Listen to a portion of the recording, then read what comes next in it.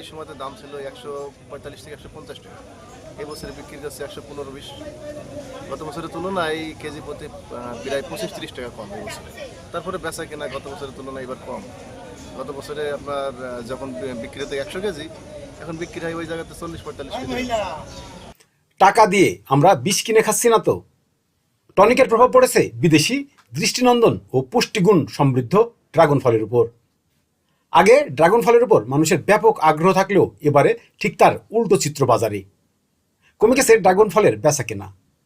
Mirror বিডির তথ্য মতে এক শ্রেণীর অসাধু ড্রাগন মালিক ড্রাগন ফলকে দ্রুত মোটা করার জন্য এক ধরনের রাসায়নিক ব্যবহার করে, যার ফলে স্বাভাবিক ড্রাগন ফলের চেয়ে তার ওজন বৃদ্ধি বেশি পায় অনেক গুণ। যে ড্রাগন ফলের অর্ধেক সবুজ, অর্ধেক লাল অথবা কিছু অংশ সবুজ আছে, সেটিতেই মূলত টনিক ব্যবহার করা হয়েছে। সাধারণত একটি ড্রাগন ফল সর্বোচ্চ 300 থেকে 400 গ্রাম ওজন হয়, তবে সবগুলো নয়। কিন্তু টনিক ব্যবহার করলে এক একটি ড্রাগন ফলের ওজন হতে পারে 800 গ্রাম থেকে 1 কেজি পর্যন্ত বা তারও বেশি।